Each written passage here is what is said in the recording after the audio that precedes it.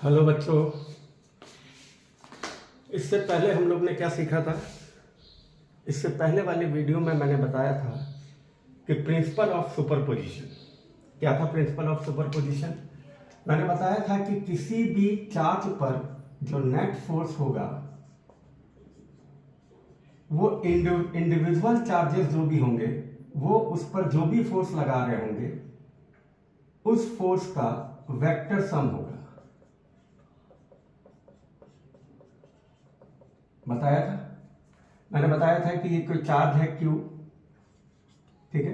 यहां पे Q1 है, यहां पे Q2 है, यहां पे Q3 है। मान लीजिए पूछ रहा है इस चार्ज पर नेट फोर्स कितना होगा, तो Q1 कितना फोर्स लगाएगा, क्योंकि ये पॉजिटिव है, ये भी पॉजिटिव है, तो इस पर फोर्स F1 इधर लगेगा, रिपल्सिव फोर्स होगा। ऐसे ये इस पर F2 लगाएगा और ये F3 लगाएगा। तो नेट फोर्स पे क्या होगा, इन तीनों फोर्सेस का वेक्टर सम होगा। अब वेक्टर सम का मतलब क्या होता है ये समझ लेते हैं हम लोग, ठीक है ना। बहुत बच्चों को कंफ्यूजन रहता है वेक्टर सम का मतलब क्या है। क्लास 11th में आपने वेक्टर्स पढ़ा होगा और वेक्टर में आपने पढ़ा होगा लॉ ऑफ पैरेललोग्राम। उसमें रिजल्टेंट निकालने के लिए आता है, रिजल्टेंट का फार्मूला होता है R is equal to under root of A square plus B square plus 2ab cos theta. ये रिजल्टेंट का फार्मूला होता है। और डायरेक्शन ऑफ रिजल्टेंट कभी भी हमको निकालना होता था तो tan alpha is equal to B sine theta upon A plus B cos theta. ये a और b क्या है, दो वेक्टर्स है। a और b क्या है, यहां पर स्मॉल b लिख लीजिए, कंफ्यूज मत होइएगा। ए और बी क्या है, वेक्टर्स क्वांटिटी। क्या है, वेक्टर्स क्वांटिटी, ठीक है। अब इसका यूज कैसे किया जा सकता है, इसका यूज कैसे करते थे कि मान लीजिए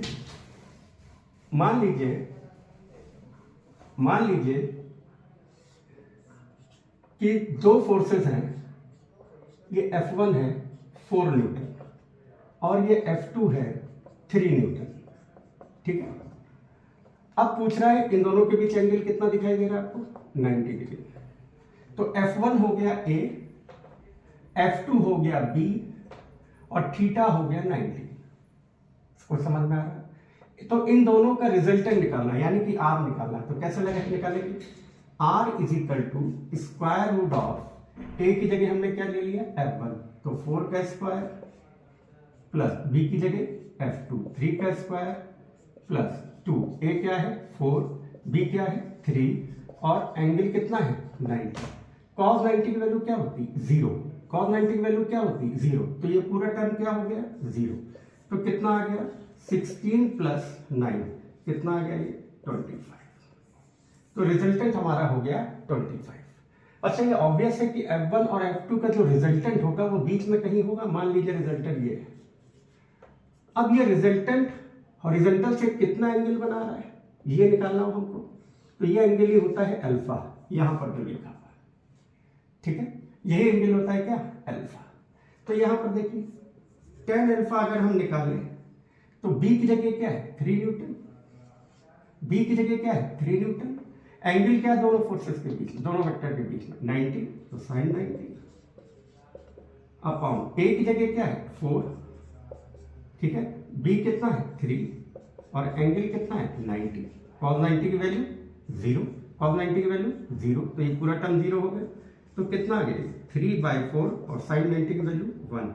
तो tan अल्फा हमारा आ गया 3/4। या हम बोल सकते हैं जो डायरेक्शन ऑफ रिजल्टेंट होगा, जो अल्फा होगा, वो हो जाएगा tan इनवर्स 3/4।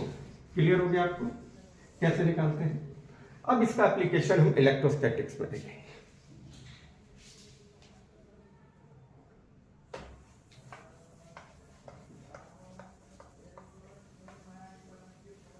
इसका एप्लीकेशन हम इलेक्ट्रोस्टैटिक्स में देखेंगे। चलिए, मान लीजिए कोई क्वेश्चन आ गया कि एक इक्विलेटरल ट्रायंगल है, ध्यान से देखिएगा। एक इक्विलेटरल ट्रायंगल है, ये मान लीजिए इक्विलेटरल ट्रायंगल, इसकी साइड है A, तीनों वर्टेक्स पर प्लस Q प्लस क्यू और प्लस क्यू चार्ज है। इसको मान लेते हैं ए, इसको मान लेते हैं बी और इसको मान लेते हैं सी। आपसे पूछ रहा है बताइए ए वर्टेक्स पर जो चार्ज है उस पर नेट फोर्स कितना होगा। तो सबसे पहले हम क्या करते हैं, जिस चार्ज पर हम फोर्स निकाल रहे हैं उस चार्ज के अराउंड देखेंगे, उस चार्ज के अराउंड देखेंगे कितने चार्जेस हैं, 2 चार्जेस हैं, यानी कि इस पर 2 फोर्स लगेंगे, एक ये लगाएगा एक ये लगाएगा। अब आप लोग जानते हैं कि देखिए मान लीजिए ये वाला चार्ज कितना फोर्स लगाएगा ये निकालना है। देखिए ये प्लस क्यू है, ये भी प्लस क्यू है, दोनों सेम चार्जेस है, तो इनके बीच कौन सा फोर्स लगेगा, रिपल्शन। रिपल्शन का मतलब दूर हटेंगे, यानी कि प्लस क्यू पर जो बी फोर्स लगाएगा, बी वाला चार्ज जो फोर्स लगाएगा इसको एफ बी मान लेते हैं, ये इस डायरेक्शन में होगा।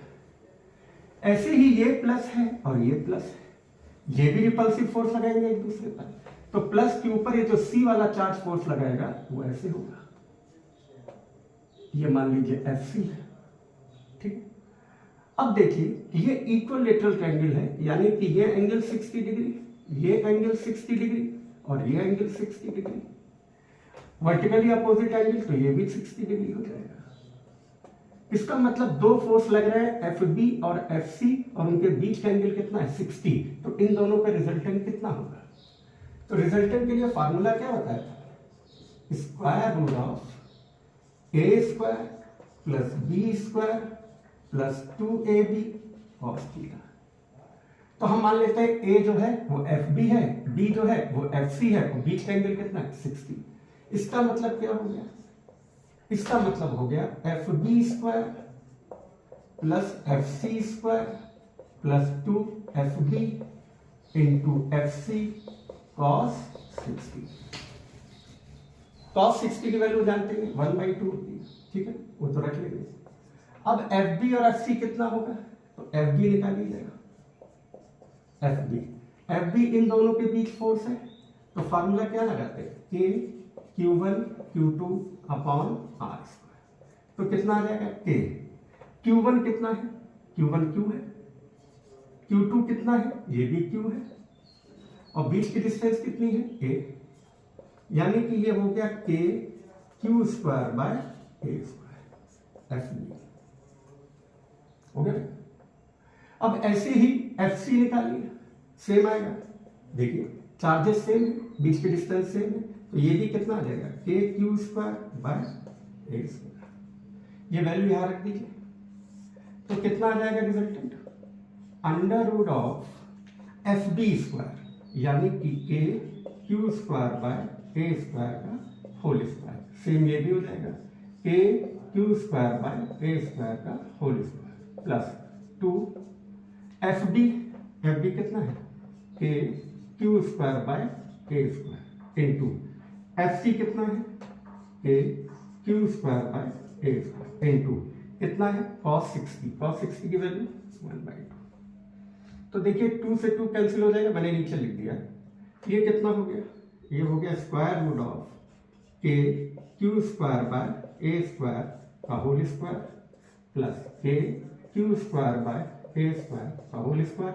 2 कट चुके, k Q square by A square, k Q square by A square, तो ये कितना हो जाएगा बेटा, k Q square by A square का होल स्क्वायर, ठीक है। अब देखिए तीनों सेम है, तो इसको क्या लिख सकते हैं, इसको लिख सकते हैं 3 के Q square by A square का होल स्क्वायर।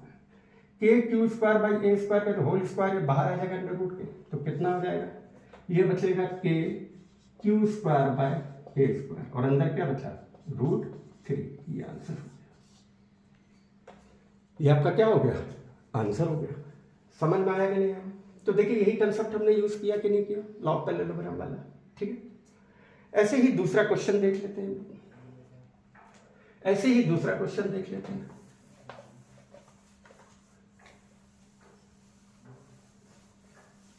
एक कंसेप्ट मैं आपको पहले बता दूं कि जैसे मान लीजिए कि 2 फोर्सेस हैं, ये F1 है, ये मान लीजिए 4 न्यूटन है, ये F2 है, ये भी मान लीजिए 4 न्यूटन है, और बीच का एंगल 90 डिग्री है। तो आपको रिजल्टेंट निकालना है, ठीक है। तो क्या करेंगे, 4 का स्क्वायर प्लस ये भी 4 है, 4 का square plus 2ab cos theta, 2 into 4 और cos 90, cos 90 की वैल्यू तो 0 होती है, पूरा 0 हो गया। तो कितना आ गया, ये कितना आ गया, ये हमारा आ गया, कितना आ गया 16 प्लस 16 कितना आ गया √32, 32 का मतलब 4√2, 16 टू 32 होता है तो 4√2 आ जाएगा। अब रिजल्टेंट मान लीजिए यहाँ पे आ गया। अब ये एंगल हमको निकालना है, तो हम क्या करते थे, tan alpha = b sin theta upon a plus b cos theta. अब यहाँ a और b दोनों बराबर है, तो ये तो 4 ले लिया, दोनों के बीच एंगल कितना है 90, sin 90 हो गया, ये भी 4 हो गया, ठीक है, b भी 4 है। अब cos 90 की वैल्यू क्या हो जाएगी, cos 90 की वैल्यू क्या हो जाएगी 0, नीचे 0 हो गया ये वाला टर्म, ये sin 91 हो गया, तो 4/4 कितना आ जाएगा 1, तो tan अल्फा कितना आ गया 1, तो tan अल्फा 1 का मतलब क्या हो गया, 1 किसकी वैल्यू होती है 45 की, तो अल्फा कितना हो गया 45, यानी कि ये जो एंगल होगा ये 45 डिग्री होगा। अब मैं बताना क्या चाह रहा था कि अगर दोनों फोर्सेस सेम है और दोनों के बीच एंगल 90 डिग्री है, तो जो रिजल्टेंट होगा वो ठीक बीच में होगा, बीच का मतलब 45 डिग्री, ये 45 तो ये भी 45 हो गया, क्योंकि 90 डिग्री है, तो ठीक बीच में रिजल्टेंट होगा। बात समझ में आई कि नहीं, ठीक बीच में क्या होगा रिजल्टेंट होगा। अब ऐसे एक क्वेश्चन आ गया, मान लीजिए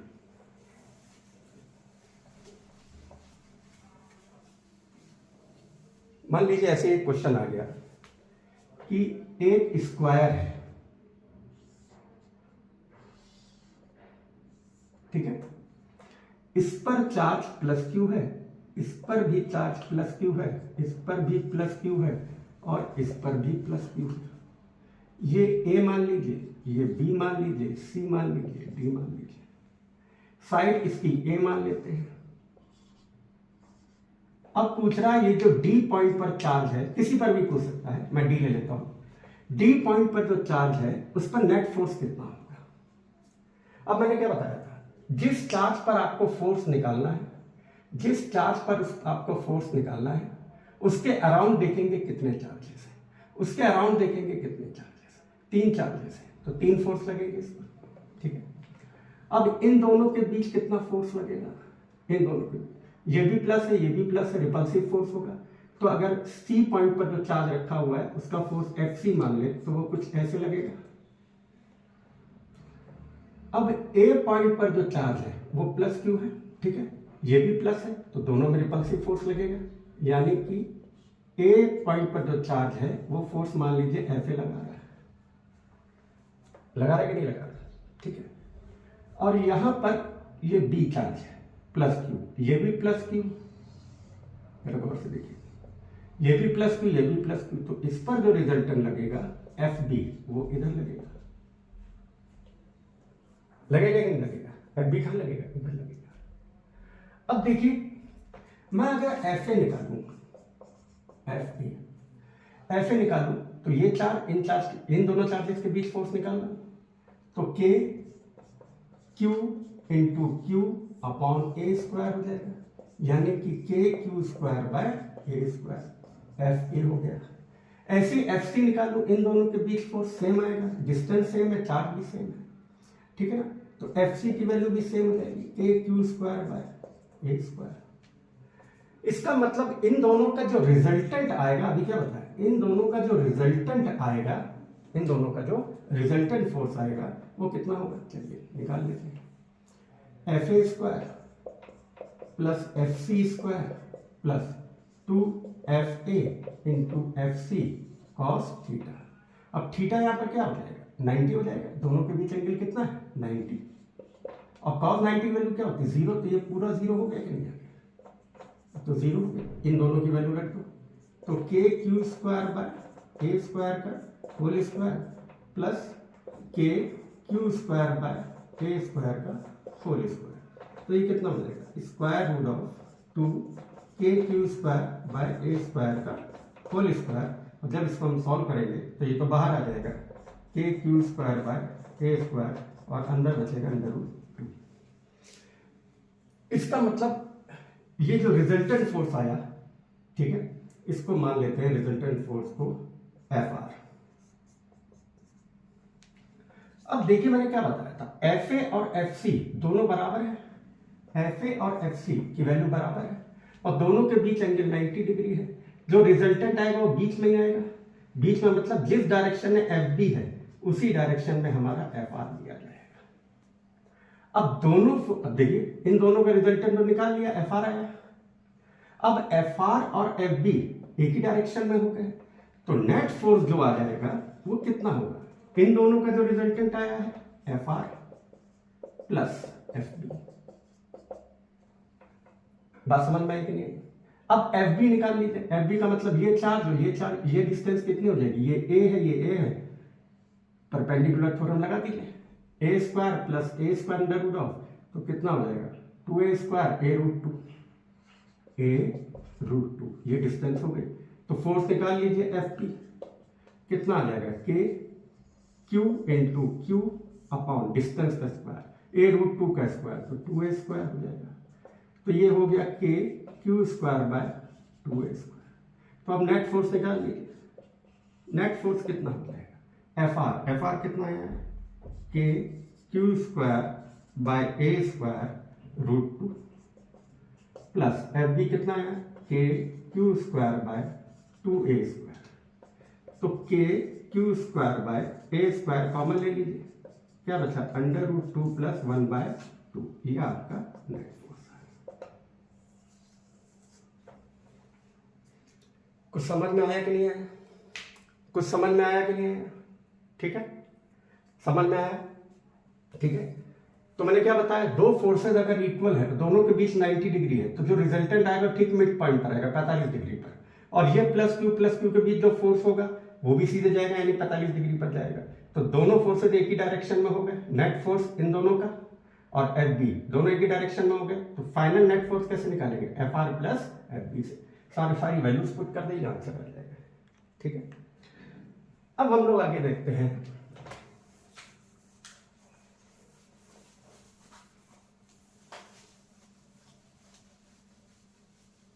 देखो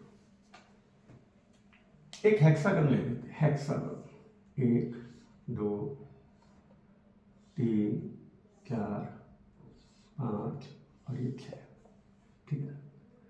यहां पर प्लस क्यू चार्ज रखा हुआ है, यहां पर प्लस क्यू चार्ज रखा हुआ है, यहां पर प्लस क्यू चार्ज रखा हुआ है, यहां पर प्लस क्यू चार्ज रखा हुआ है, यहां पर प्लस क्यू चार्ज रखा हुआ है, ठीक है। देखिए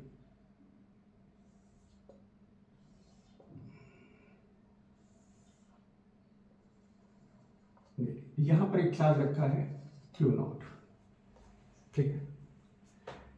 ये डिस्टेंस आप आर ले लीजिए, सपोज कर ले थोड़ा सा, कंसेप्ट से हमें मतलब है, कंसेप्ट आ गया तो क्वेश्चन आ जाएगा। पूछ रहा है क्यू नॉट पर नेट फोर्स कितना होगा, क्यू नॉट पर नेट फोर्स कितना होगा। अब देखिए ये प्लस क्यू है, ये भी प्लस है, तो दोनों के बीच रिपल्सिव फोर्स लगेगा, तो फोर्स की डायरेक्शन क्या होगी, ये होगी, मान लीजिए F1 है। अब ये वाला चार्ज भी इस पर फोर्स लगाएगा F2, तो ये रिपल्सिव फोर्स होगा, ये भी पॉजिटिव है, तो F2 की डायरेक्शन क्या होगी, ये। अब देखिए F1 और F2 बराबर होंगे कि नहीं, क्योंकि ये साइड भी बराबर है और दोनों में चार्ज भी बराबर है, तो F1 और F2 बराबर होंगे, F1 और F2 बराबर होंगे और दोनों अपोजिट डायरेक्शन में है। तो अगर मैं कहूं किसी बॉडी पर 4 न्यूटन का फोर्स इधर लग रहा है, 4 न्यूटन का इधर लग रहा है, हम क्या कहते हैं, नेट फोर्स पे क्या होगा, 0, यानी कि ये दोनों एक दूसरे को कैंसिल कर देंगे, नेट फोर्स 0 हो जाएगा। तो इन दोनों का फोर्स तो इस पर लगेगा नहीं, 0 हो रहा है। ऐसे इन दोनों का लगाएंगे, सेम कंडीशन आ जाएगी, ये प्लस क्यू इस पर फोर्स F3 इधर लगाएगा, ये प्लस क्यू F4 इधर लगाएगा, दोनों बराबर है, नेट फोर्स क्या हो गया, 0 हो गया। यानी कि ये चारों चार्जेस, इस पर कोई भी फोर्स नहीं लगा रहे। अब हमने प्लस क्यू को देखा, लेकिन इसके अपोजिट में कोई चार्ज नहीं है क्या, नहीं है, 5 पॉइंट पर चार्ज दिए, इसके अपोजिट कोई चार्ज नहीं है। इसका मतलब ये जो इस पर फोर्स लगाएगा वही नेट फोर्स होगा, और ये इस पर कितना फोर्स लगाएगा, ये फोर्स लगाएगा F = K Q × Q0 by R square. तो ये कैसे आया भाई, अगर यहां भी प्लस क्यू होता तो वो इस ये जो जितना फोर्स लगाता और यहां पर भी सेम चार्ज होता तो ये भी उतना ही फोर्स इस पर लगाता, दोनों फोर्सेस अपोजिट डायरेक्शन में होता है, नेट फोर्स 0 हो जाता है। यानी कि पूरे सिस्टम में, पूरा सिस्टम Q0 पर नेट फोर्स 0 लगाएगा, मतलब कोई लगाएगा नहीं। लेकिन इन्होंने क्या गलती की, गलती क्या की, इन्होंने चालाकी की कि 5 पॉइंट पर चार्ज दे दिए, इस पर नहीं दिए। अरे भाई, इस पर नहीं दिया तो इसका मतलब ये जो फोर्स है, क्योंकि ये दोनों फोर्स तो कैंसिल हो रहे हैं, ये दोनों फोर्स भी कैंसिल हो रहे हैं, केवल ये वाला चार्ज है जिसको अपोज करने वाला कोई चार्ज नहीं है, तो ये जो फोर्स लगेगा वही फोर्स पर लगेगा। बात समझ में आई कि नहीं? बात समझ में आई कि नहीं आई? ठीक है। अब देखिए, आता है इलेक्ट्रिक फील्ड।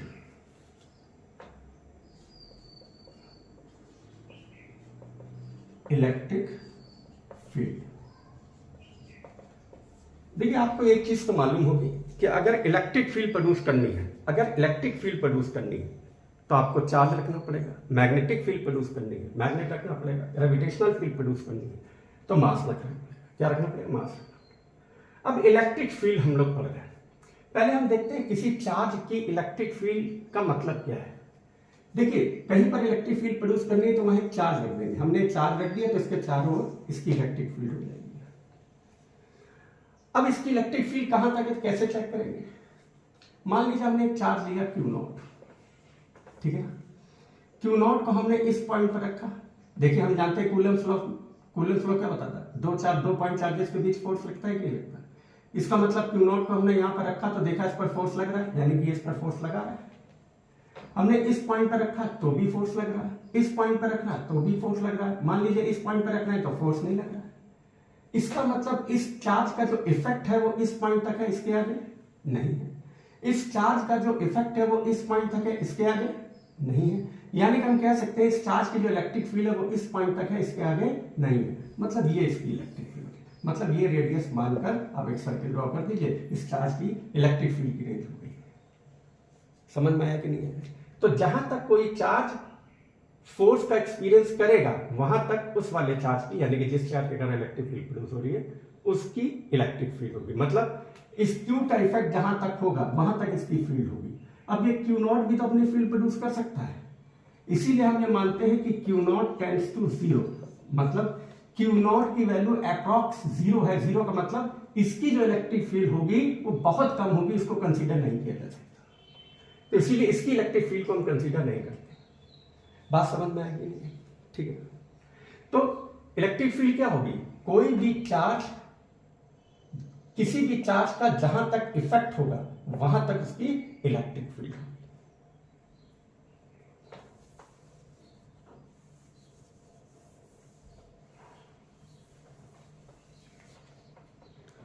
अब देखिए,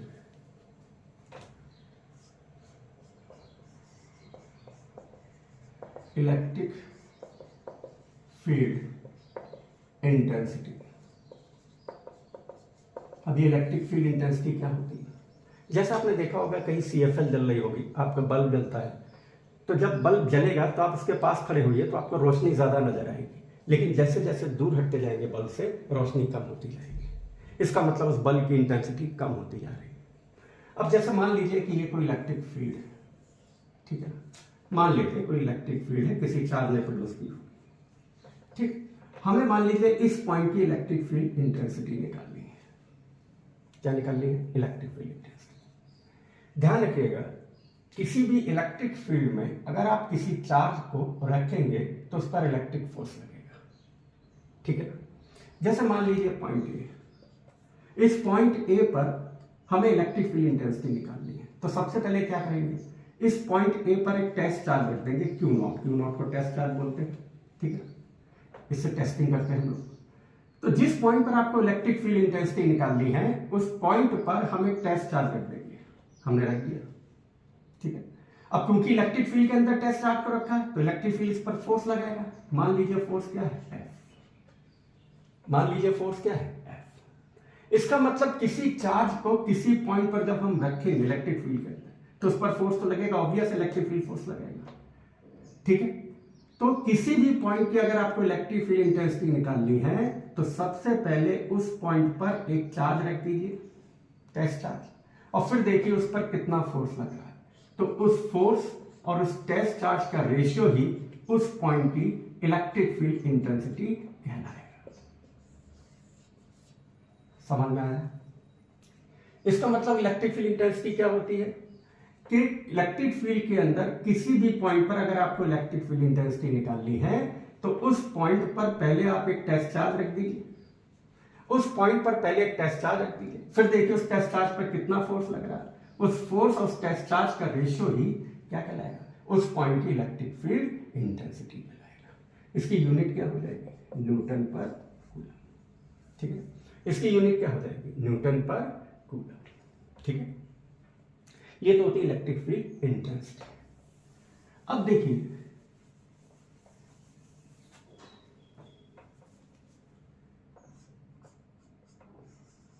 electric field intensity due to point charge. Electric field intensity due to a point charge. अब कोई चार्ज है, पॉइंट चार्ज का मतलब मान लीजिए पॉइंट चार्ज है, अब ये अपने चारों ओर इलेक्ट्रिक फील्ड प्रोड्यूस कर रहा होगा। ठीक है, इसकी अपनी इलेक्ट्रिक फील्ड होगी। मान लीजिए किसी ने कहा कि इस पॉइंट ए पर आप बताइए कि इलेक्ट्रिक फील्ड इंटेंसिटी क्या होगी। सबसे पहले बात क्या ध्यान देने वाली है कि इलेक्ट्रिक फील्ड इंटेंसिटी या इलेक्ट्रिक फील्ड कौन प्रोड्यूस कर रहा है, ये चार्ज। अब इस पॉइंट ए पर आपसे इलेक्ट्रिक फील्ड इंटेंसिटी पूछ रहा है और ये डिस्टेंस आर है, उन्होंने कहा ये डिस्टेंस आर है, मतलब इस क्यू से आर डिस्टेंस पर बताइए इलेक्ट्रिक फील्ड इंटेंसिटी क्या होगी। तो किसी भी पॉइंट पर अगर इलेक्ट्रिक फील्ड इंटेंसिटी निकालनी है तो मैंने क्या बताया था, उस पॉइंट पर एक टेस्ट चार्ज रख दो, रख दिया। इस टेस्ट चार्ज की वैल्यू बहुत कम होती है, पहले बता दिया, इसकी इलेक्ट्रिक फील्ड निग्लेजिबल होती है, इसीलिए वो इसकी इलेक्ट्रिक फील्ड को इफेक्ट नहीं करेगा। ठीक है, तो यहां पर क्या रख दिया, टेस्ट चार्ज। मैंने क्या बताया था, किसी भी पॉइंट पर इलेक्ट्रिक फील्ड इंटेंसिटी अगर आपको निकालनी है तो उस पॉइंट पर एक टेस्ट चार्ज रख देंगे, रख दिया, फिर देखेंगे उस टेस्ट चार्ज पर कितना फोर्स लगा।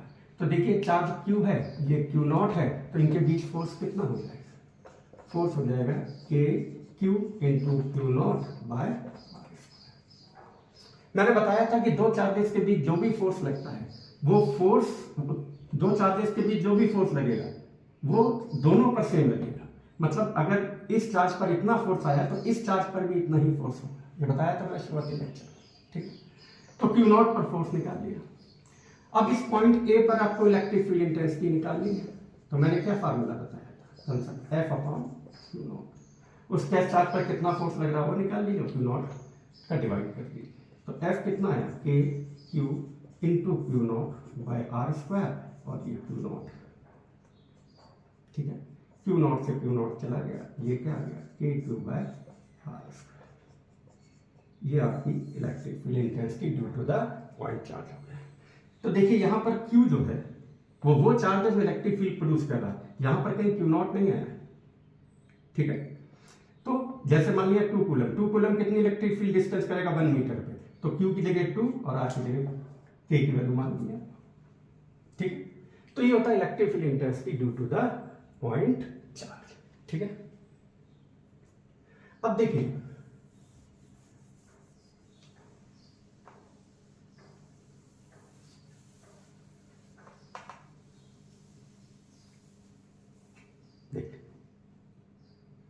पहली चीज बता दूं, अगर पॉजिटिव चार्ज है तो इलेक्ट्रिक फील्ड की डायरेक्शन क्या होगी, आउटवर्ड, और नेगेटिव चार्ज है तो इलेक्ट्रिक फील्ड की डायरेक्शन क्या होगी, इनवर्ड। अब ये आउटवर्ड इनवर्ड का क्या मतलब है कि जैसे ये पॉजिटिव चार्ज है तो इलेक्ट्रिक फील्ड कहां प्रोड्यूस करेगी, बाहर की तरफ, और अगर ये नेगेटिव चार्ज है तो इलेक्ट्रिक फील्ड कहां प्रोड्यूस होगी, नेगेटिव की तरफ, उसी की तरफ होगी। समझ में आ रहा है कि नहीं आ रहा है। ठीक है, ये चीज आप लोग बहुत अच्छे से ध्यान दें। ठीक है, दूसरी चीज ये